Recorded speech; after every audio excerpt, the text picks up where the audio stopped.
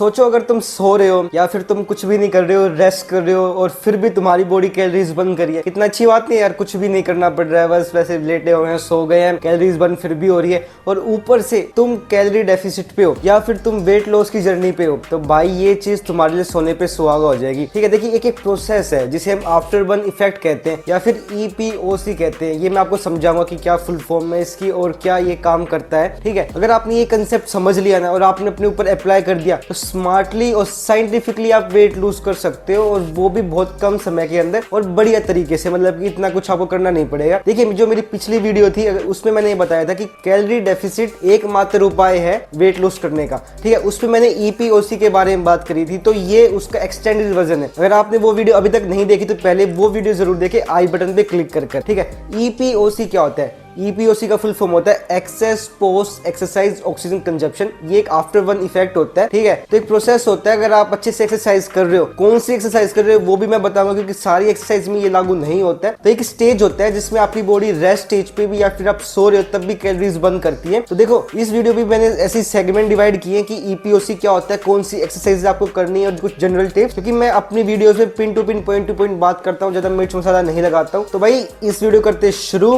Let's start. तो आखिर ये EPOC होता क्या है? फुल फॉर्म मैंने आपको बता ही दी कि excess post exercise oxygen consumption. भाई पूरी बड़ी तगड़ी हो है ना, पूरा बड़ा एक्सपेंड करके बता दिया मैंने आपको। लोग बड़ा पसंद नहीं करते भाई तो वो छोटा कर देते हैं, वो इसको प्यार से आफ्टर बर्न इफेक्ट कहते हैं। ये वो इफेक्ट है जब आपकी बॉडी स्टेज, जो आपका स्लीप स्टेज है, आप सो रहे हो, रेस्ट कर रहे हो, तब भी कैलोरीज बर्न करती रहती है। मैं आपको एक एग्जांपल देता हूँ। आप एक्सरसाइज करके आए, वो कौन सी एक्सरसाइज है वो नेक्स्ट सेगमेंट है। अगर आपको EPOC आफ्टर बर्न इफेक्ट के बारे में पता है तो आप एक्सरसाइज इस पर डायरेक्टली जंप कर सकते हो। आप एक्सरसाइज करके आए तो हमारी मसल्स में लैक्टिक एसिड बनता है। लैक्टिक एसिड क्या है, चलो इसको भी सिंप्लीफाई कर देता हूँ। आपने क्रैम्प्स का नाम तो सुना होगा। अब क्रैम्प्स कब बनते हैं? फॉर एग्जांपल मेरे शोल्डर्स में क्रैम्प आ गए, तो वो क्रैम्प आए हैं कि वहां पे ऑक्सीजन अच्छे से पहुंच नहीं पाया। और ऑक्सीजन कौन डिलीवर करता है मसल्स में? ऑक्सीजन डिलीवर करता है हमारा ब्लड, यानी कि ब्लड वहां तक नहीं पहुंच पाया तो हमारी बॉडी रिपेयरमेंट तो करती है। फॉर एग्जाम्पल मैं एक्सरसाइज करके आया हूँ, मैं सो रहा हूँ, तो सोते वक्त मेरी बॉडी रिपेयर कर रही है टिश्यूज को, मेरी बॉडी मेंटेनेंस में गई हुई है। तो मेंटेनेंस कैसे ठीक होगा? वो लैक्टिक एसिड वहां से कैसे निकलेगा? वो तभी निकलेगा जब वहां पे ऑक्सीजन जाएगा, तो ब्लड पंप होगा, ऑक्सीजन वहां पे जाएगा। तो ये प्रोसेस आप जब सो रहे हो तब भी होता रहता है। तो इस प्रोसेस में एनर्जी लगती है और एनर्जी लग रही तो आपकी कैलोरीज बर्न होती हैं। 24 आवर्स टू 48 आवर्स तक ये इफेक्ट चलता है, आफ्टर बर्न इफेक्ट। और इसमें अगर आप जो ढंग से जो प्रॉपर एक्सरसाइज है वो करते हो तभी बात बनती है। आप कुछ भी कर दोगे, कोई भी आप रूटीन फॉलो करोगे तो आप इस स्टेज में नहीं जाओगे। ये EPOC स्टेज सबसे बेस्ट होता है अगर आप कैलोरी डेफिसिट पे और आप वेट लॉस की जर्नी पे हो, क्योंकि आपकी वेट लॉस जर्नी को ये हेल्प करता है। अगर आप एक डेस्क जॉब करते हो भाई, आप सुबह एक्सरसाइज करके चले गए फिर पूरे दिन बैठे रहते हो, या फिर आप इतनी बॉडी की मूवमेंट नहीं कर पाते हो, तो उनके लिए ये सबसे बेस्ट है, स्मार्ट तरीका है। तो भाई ये मैंने आपको EPOC बता दिया है, ज्यादा डीप में मैंने नहीं बताया, लेकिन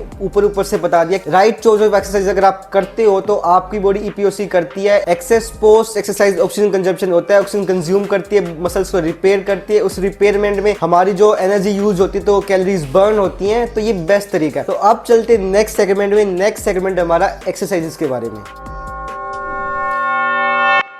तो अब हम बात करेंगे एक्सरसाइज कौन सी करनी चाहिए आपको जिससे आप आफ्टर बर्न इफेक्ट होगा आपकी बॉडी में और आपकी कैलोरीज बर्न होंगी रेस्ट करते वक्त भी। ठीक है, कुछ लोग ये समझते हैं कि भाई अगर मैं वेट लॉस कर रहा हूं तो भाई steady state cardio is best. तो भाई उनसे बड़ा बेवकूफ कोई भी नहीं है। अगर हाँ आप एंडोरेंस बिल्ड कर रहे हो तो वंस या ट्वाइस अ वीक आप स्टेडी स्टेट कार्डियो में जा सकते हो, लेकिन हर रोज यार जैसे कि लड़कियां होती है ना कि भाई आज मैं 1 घंटा ब्रिस्क वॉकिंग करके आ गई या फिर आज मैं 1 घंटा साइकिलिंग करके आ गया तो मैं भाई कार्डियो अच्छे से कर रहा हूँ, मेरी बॉडी तो अच्छे से कैलोरीज बर्न कर रही है, मैं तो भाई अब वेट लॉस करके रखूंगा। लेकिन आप में और उस बंदे में जो EPOC को यूज कर रहा है उसमें बस यही फर्क रह जाता है, वो स्मार्टली कर रहा है, वो इतना स्ट्रेस नहीं दे रहा है बॉडी पे और वो जल्द ही कम टाइम में अपना वेट लॉस कर बैठता है। ठीक है, आप लगे रहते हो 5 महीने के 6 महीने के, आपको रिजल्ट्स नहीं मिलते। तो हमें करना है HIIT और सर्किट ट्रेनिंग पे फोकस। HIIT मतलब कि हाई इंटेंसिटी इंटरवल ट्रेनिंग। देखिए इसे भी सिंप्लीफाई कर देता हूँ। 2 टाइप की ट्रेनिंग होती है, एरोबिक, एनारोबिक। एरोबिक ट्रेनिंग में हमारा ऑक्सीजन यूज होता है, एनारोबिक में हमारा बॉडी ऑक्सीजन यूज नहीं करती है, इसमें short burst of energy use होती होती है। फॉर एग्जाम्पल आप 100 मीटर स्प्रिंट मार रहे हो या फिर आप कुछ भी 1 रैप मैक्स तक जा रहे हो, स्क्वाट्स मार रहे हो, कंपाउंड मूवमेंट्स कर रहे हो, तो वहां पे हमारा short burst of energy use होती है, ऑक्सीजन इतना कंज्यूम नहीं होता है। ऑक्सीजन कंज्यूम नहीं होता तो लैक्टिक एसिड बनने के चांसेस रहते हैं, तो फिर ईपीओसी काम में आ ही जाता है, क्योंकि हमारी बॉडी रिपेयरमेंट तो करेगी ही करेगी। ठीक है, तो हमें HIIT सर्किट ट्रेनिंग जहां पे short burst of energy aerobic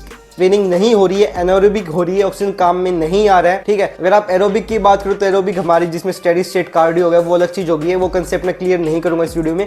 मैं कंसेप्ट ईपीओसी और उसकी एक्सरसाइजेस का करूंगा। सेकंड है भाई स्ट्रेंथ ट्रेनिंग। स्ट्रेंथ ट्रेनिंग पे आइसोलेट को भूल जाओ इन द सेंस अगर आप डेफिनेशन लाना चाह रहे हो या फिर आप कॉम्पिटिशन कर रहे हो तो अलग बात है, लेकिन अगर आपको ईपीओसी और आफ्टर वन इफेक्ट करना है तो भाई कंपाउंड एक्सरसाइज पे आपका पूरा फोकस होना चाहिए, चाहे वो हो आपका स्क्वाट्स या डेडलिफ्ट या फिर बेंच प्रेस। ठीक है, क्योंकि उनमें ही आपकी शॉर्ट बर्स्ट ऑफ एनर्जी काम में आती है। ठीक है, अब मैंने आपको एक्सरसाइजेस बता दिया कि स्टेडी स्टेट कार्डियो भूल जाओ, HIIT सर्किट ट्रेनिंग पे फोकस करोगे। आपको कार्डियो करना है, अगर एंडोरेंस करनी तो भाई स्टेडी स्टेट कार्डियो आप कर सकते हो 1 or 2 a week। ठीक है, अपनी बॉडी पे प्रेशर डालना सीखो भाई, क्योंकि भाई हमारा माइंड पहले थक जाता है, मसल्स बाद में थकती है। कंपाउंड एक्सरसाइज पे फोकस करो, ये अगर आप अच्छे से करोगे तो भाई आपका ईपीओसी में चले जाने के पूरे चांसेस रहते हैं। आफ्टर वन इफेक्ट होगा आपकी बॉडी में और आप रेस्ट में भी कैलोरीज बर्न करोगे। तो भाई ये था सेगमेंट एक्सरसाइजेस का। अब हम बात करते कुछ जनरल टिप्स जो आपको ध्यान में रखनी है ये चीज करते हुए। अगर आपने ऊपर नीचे किया तो भाई ये सारा सब कुछ फेल है भाई। तो अब चलते हैं जनरल टिप्स पे। टिप नंबर 1, देखो भाई cardio is not only option. अगर आपको अपना वो करना है, क्या कहते हैं, वेट लॉस करना है, स्ट्रेंथ ट्रेनिंग भी उतनी इंपॉर्टेंट है जितना कार्डियो है। और कार्डियो में भी मैंने बताया आपको स्टेडी स्टेट नहीं करना, आप HIIT और सर्किट ट्रेनिंग भी करना शुरू कर दो भाई। ठीक है, अगर आप सुबह 1-2 घंटा फिटनेस करते हो और मान लो आपने 15 मिनट या 20 मिनट HIIT वर्कआउट किया है तो आपकी body through out the day calories burn करेगी। इससे अच्छा क्या हो सकता है? स्ट्रेंथ ट्रेनिंग करो। ठीक है, बेस्ट ये रहेगा कि पहले स्ट्रेंथ करो फिर उसके बाद कार्डियो जाओ, अंटिल अनलेस आप एथलीट हो और आप अपनी कार्डियो पे फोकस कर रहे हो। ठीक है, टिप नंबर 2 है भाई पानी का इंटेक पूरा रखो, वाटर इंटेक पूरा रखना है भाई। वाटर भाई देखो कुछ भी हो जाए, ठीक है, ये नहीं होता कि मैं वेट लूज कर रहा हूं तो मैं पानी कम पीऊंगा, मैं मोटा कम लगूंगा, ये नहीं है। Fluids is different thing. ठीक है, थर्ड पॉइंट है भाई अपनी प्री और पोस्ट वर्कआउट मील्स रेडी रहो भाई, अच्छे से खाओ, अच्छे से ग्लाइकोजन लो। ग्लाइकोजन कब आएगा? ग्लाइकोजन आएगा आप कार्ब्स करोगे तो 50-30-20 का रेशियो रखो, 50% कार्ब्स, 30% प्रोटीन और 20% फैट्स आपकी एक डाइट में होना चाहिए। मैं फैंसी डाइट्स और उनको प्रमोट नहीं करता हूं अपनी किसी भी वीडियो में। टिप नंबर 4 था भाई कंपाउंड एक्सरसाइज पे फोकस करो, फॉर्म अच्छा लेके आओ भाई, स्ट्रेस नहीं डालोगे बॉडी पे तो भाई शॉर्ट बर्स्ट ऑफ एनर्जी आपकी कहीं पे भी काम नहीं आएगी। 1 RM लगाना शुरू कर दो भाई, डेडलिफ्ट्स या फिर स्क्वाट्स हो गई या फिर आपकी हो गई बेंच प्रेस। ठीक है, टिप नंबर 5 सबसे इंपॉर्टेंट, सबसे जो है ना कोर ऑफ दिस वीडियो भाई, हमारे चैनल कर दो सब्सक्राइब, ऐसी वीडियो मैं लाता रहूंगा, ऐसे इन्फॉर्मेटिव वीडियो।